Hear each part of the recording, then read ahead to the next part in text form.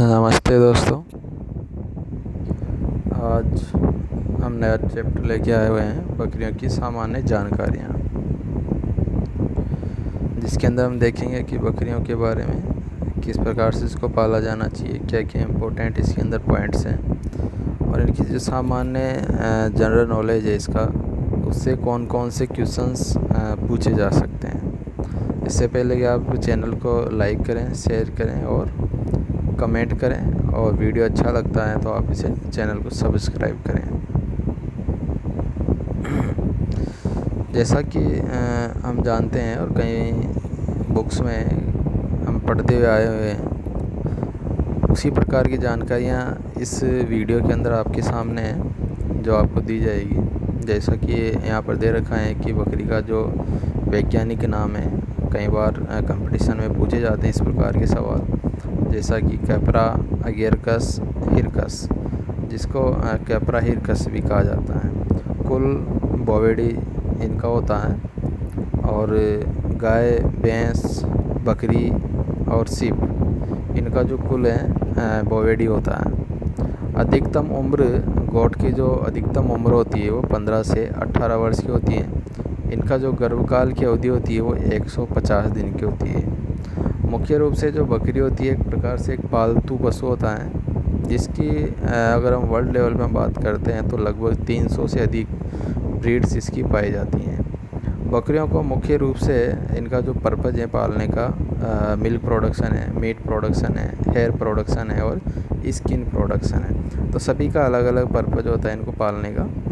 और दूसरा डिपेंड करता है कि ब्रीड्स के ऊपर कौन सी ब्रीड है, उसके मुख्य जो ऑब्जेक्टिव उसका पालने का वो क्या है, मिल्क पर्पस है या मीट पर्पस से हैं या फिर हेयर पर्पस से हैं। तो अलग अलग पर्पज़ वो ब्रीड्स के ऊपर डिपेंड करता है।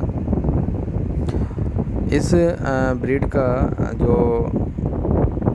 अनुसंधान संस्थान है वो एक प्रकार से central institute for research on got, जिसको शॉर्ट फॉर्म हम कहते हैं कि CIRG, जो कि उत्तर प्रदेश के मखदूम जो मथुरा में है वहाँ पर स्थित हैं, जिसको हम केंद्रीय बकरी अनुसंधान संस्थान के नाम से जानते हैं। इसकी स्थापना 12 जुलाई 1979 1979 में की गई थी। नेक्स्ट इसके अंदर पार्ट्स ऑफ गॉट, तो यहाँ पर गॉट के जो बॉडी पार्ट्स के नेम हैं वो दिए हुए हैं।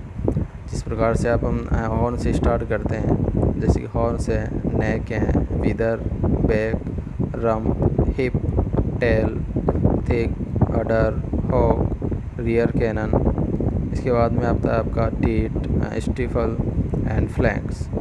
नेक्स्ट आता है आपका dewclaw, heels and pastern, hoof, front cannon, knee, foreleg, elbow, brisket, shoulder and throat, muzzles and nostril, eye, year.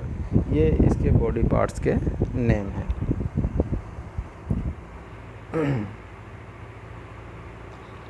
इसके बाद में कुछ और भी इम्पोर्टेंट जानकारियाँ हैं, जैसे कि बकरी को गरीबों की कामधेनु के नाम से भी जाना जाता है। बकरी के दूध के अंदर वसा के बहुत ही छोटे छोटे कण पाए जाते हैं, जिसके कारण ये आसानी से सुपाच्य होता है।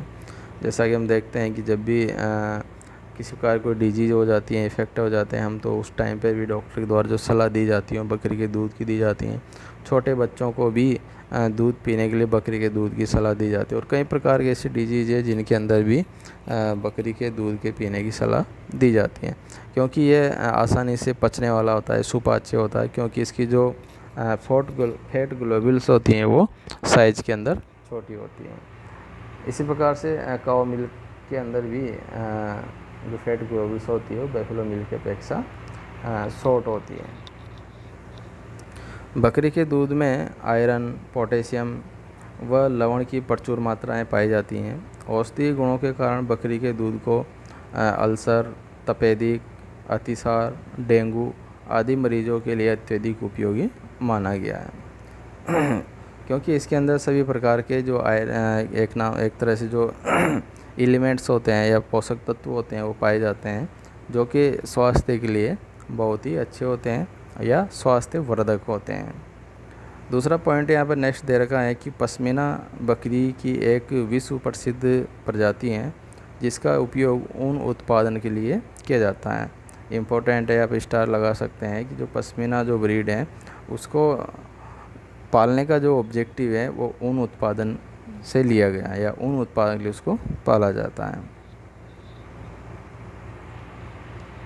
यहाँ पर गोट्स का जो मिल्क का जो कंपोजिशन है वो दे रखा है कि गोट मिल्क के अंदर किस किस प्रकार के कंटेंट और कितनी कितनी उनकी मात्रा होती है, जो कि परसेंट में यहाँ पर दे रखी हैं। साथ ही साथ में यहाँ पर गोट के साथ में सीप, काऊ और ह्यूमन का भी दे रखा है, जिससे आप कंपैरिजन कर सकते हैं। फर्स्ट में यहाँ पर आपका जो फैट है और जो फैट है लगभग 3.8% इसके अंदर पाया जाता है। इसी प्रकार से सीप के अंदर भी, काऊ के अंदर भी और ह्यूमन के अंदर भी, ये आप कंपेरिज स्टडी यहाँ पर हम कर सकते हैं। नेक्स्ट आता है आपका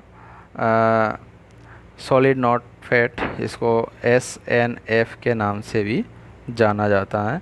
तो यहाँ पर आप देख सकते हैं कि इसके अंदर SNF जो है 8.9% पाया जाता है। इसी के साथ में आता है आपका लैक्टोज भी यहाँ पर जो होता है वो 4.1% यहाँ पर दे रखा है। प्रोटीन 3.4%, कैसिन 2.4%, एल्ब्यूमिन या ग्लोब्यूलिन 0.6%। नेक्स्ट है नॉन प्रोटीन नाइट्रोजन जो कि 4%।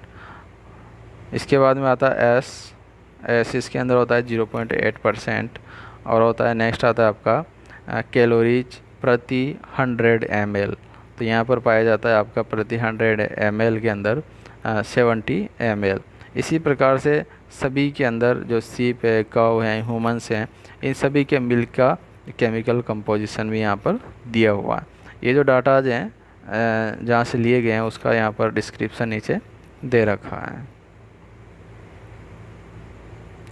नेक्स्ट पॉइंट इसके अंदर आते हैं कि जमुनापारी बकरी की एक ड्यूअल पर्पज ब्रीड है जो कि आकार में सबसे बड़ी होती हैं। आप इसे इम्पोर्टेंट क्वेश्चन मान के चलें कि जमुनापारी ब्रीड की बकरी की जो ब्रीड है जमुनापारी एक ड्यूअल पर्पज ब्रीड होती हैं जो कि आकार में सबसे बड़ी ब्रीड होती हैं। मोहेर ऊन अंगोरा बकरी से प्राप्त किया जाता है जिसका जन्म स्थान मध्य एशिया है। ये भी इम्पोर्टेंट पॉइंट है आपका, इसको भी आप नोट करके चलें, स्टार लगा के चलें। मोहेर जो ऊन होती हैं वो अंगोरा बकरी से प्राप्त की जाती हैं जिसका जन्म स्थान मध्य एशिया से है। अंगोरा ऊन खरगोश से प्राप्त किया जाता है वैसे, लेकिन इनसे जो प्राप्त की जाती हैं मोहेर ऊन वो अंगोरा बकरी से प्राप्त की जाती है। इस चीज़ का भी आप ध्यान रखें। सानेन बकरी को विश्व की दूध की रानी के नाम से जाना जाता है जिसका जन्म स्थान स्विट्जरलैंड है। ये भी इम्पोर्टेंट पॉइंट है। जो सानेन जो बकरी हैं उसको मिल्क क्यून के नाम से जाना जाता है और इसका जो उत्पत्ति स्थान है वो स्विट्जरलैंड है। उत्तरी शुष्क और हिमालय के क्षेत्र में भारत की सबसे अच्छी नस्ल की बकरियां पाई जाती हैं। अगर आपसे क्वेश्चन पूछा जाता है कि भारत की सबसे अच्छी नस्ल वाली जो बकरियां हैं वो कहाँ पाई जाती हैं, तो उत्तरी शुष्क और हिमालय के क्षेत्र के अंदर सबसे अच्छी या बेस्ट ब्रीड पाई जाती हैं। भारतीय बकरी की नस्लें। भारतीय बकरी को मुख्य रूप से 4 भागों के अंदर डिवाइडेड किया हुआ है। वर्गीकरण है यहाँ पर इसका दे रखा है जो इमेज के अंदर, जैसे कि और दूध के लिए, मांस उत्पादन के लिए, ऊन उत्पादन के लिए या फिर खाल या स्किन प्रोडक्शन के लिए। तो मिल्क पर्पस से जिन ब्रीड्स को पाला जाता है मिल्क प्रोडक्शन के पर्पस से, तो वो हैं जमुनापारी, बर्बरी, बीटल, झकराना। नेक्स्ट आती है आपकी फॉर मीट प्रोडक्शन। तो मीट प्रोडक्शन के हिसाब से अगर हम बात करते हैं तो ब्लैक बंगाल, सिरोही, कश्मीरी और मालावरी। नेक्स्ट आती है आपकी वुल प्रोडक्शन हेतु पश्मीना, कश्मीरी और चेंगू। नेक्स्ट आती है आपकी स्किन पर्पस से, तो उसके अंदर ब्लैक बंगाल, मालावरी और बंगाली। तो ये है आपकी ब्रीड्स, गोट ब्रीड्स का क्लासिफिकेशन कि किस जो एनिमल है किस टाइप के जो ब्रीड्स हैं वो उसका जो मुख्य उद्देश्य है पालने का वो क्या क्या है। जैसे कि मिल्क प्रोडक्शन से हैं, मीट प्रोडक्शन से हैं, या वूल प्रोडक्शन से हैं, या फिर स्किन प्रोडक्शन से हैं। तो यहाँ पर सभी ब्रीड्स के अलग अलग प्रकार से नाम दिए हुए हैं, जैसा कि आप यहाँ पर सामने इमेज के अंदर देख पा रहे हैं। नेक्स्ट आती है आपकी दूध हेतु उपयोग में लाए जाने वाली। तो दूध के लिए जैसा कि यहाँ पर फर्स्ट में हमने देखा है कि जमुनापारी है, बर्बरी है, बीटल है, जकराना है। इसके बाद है मांस हेतु या मीट प्रोडक्शन हेतु उपयोग में लाई जाने वाली जो ब्रीड्स हैं, ब्लैक बंगाल हैं, सिरोही हैं, कश्मीरी हैं, मालावरी हैं। नेक्स्ट आपकी ऊन उत्पादन के लिए या ऊन हेतु उपयोग में लाई जाने वाली नस्लें, जैसे कि पश्मीना, कश्मीरी, चेंगू। खाल हेतु उपयोग में लाई जाने वाली या खाल के उद्देश्य से पाली जाने वाली जो बकरियां हैं वो ब्लैक बंगाल, मालावारी और बंगाली, जो कि मीट प्रोडक्शन के लिए और स्किन प्रोडक्शन दोनों के अंदर में ही प्रयोग की जाती है। स्किन प्रोडक्शन के अंदर भी आपकी ब्लैक बंगाल, सिरोही, कश्मीरी, मालावारी हैं।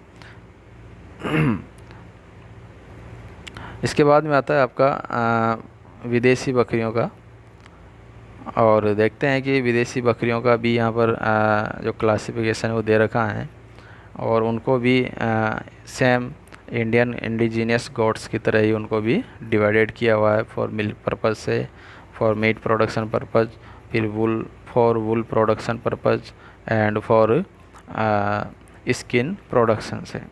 तो यहाँ पर भी इनके भी नाम यहाँ पर दे रखे हैं, जैसे कि आप देख पा रहे होंगे इमेज के अंदर कि फॉर मिल्क पर्पज़ से हम बात करते हैं तो मातऊ, दमास्कस, सानेन जिसे मिल्क क्यून के नाम से कहते हैं, एंग्लो न्यूबियंस, ये मिल्क उत्पादन की दृष्टि से इनको या उनके उद्देश्य से इनको पाला जाता है।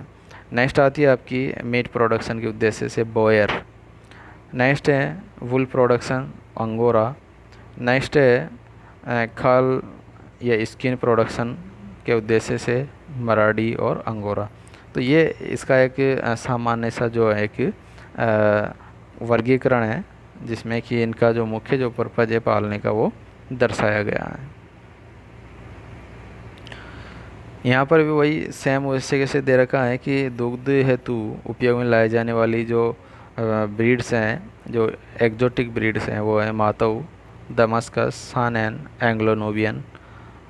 फॉर मीट प्रोडक्शन से, जिनसे हम मीट प्रोडक्शन उनको ज़्यादा पालते हैं, या फिर इनका जो बॉडी वेट होता है वो ज़्यादा होता है। हालांकि जितनी भी मिल्क पर्पज़ की जो ब्रीड्स होती हैं उनका भी बॉडी वेट ज़्यादा होता है या हेवी ब्रीड्स होती हैं, लेकिन यहाँ पर मीट प्रोडक्शन से जिसको पाला जाता है उनका जो बॉडी वेट होता है वो मिल्क पर्पज़ ब्रीड से भी ज़्यादा होता है, और कम समय में ये एक अच्छी ग्रोथ प्राप्त कर लेती हैं। तो इस टाइप की जो एक्जोटिक ब्रीड है वो है बोयर। ऊन हेतु उपयोग में लाए जाने वाली जो ब्रीड है अंगोरा, जिसके बारे में पहले भी देख चुके हैं कि पश्मीना।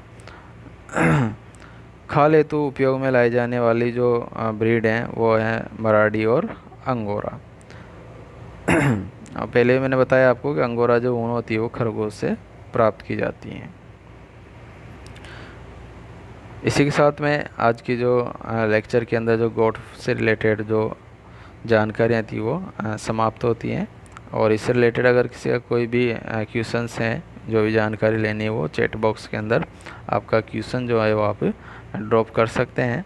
नेक्स्ट वीडियो के अंदर आपके जो भी डाउट्स होंगे वो क्लियर किए जाएंगे, और आपको किसी प्रकार का कोई भी डाउट हो वो उसके अंदर चैट बॉक्स के अंदर आप नोट करते चलें।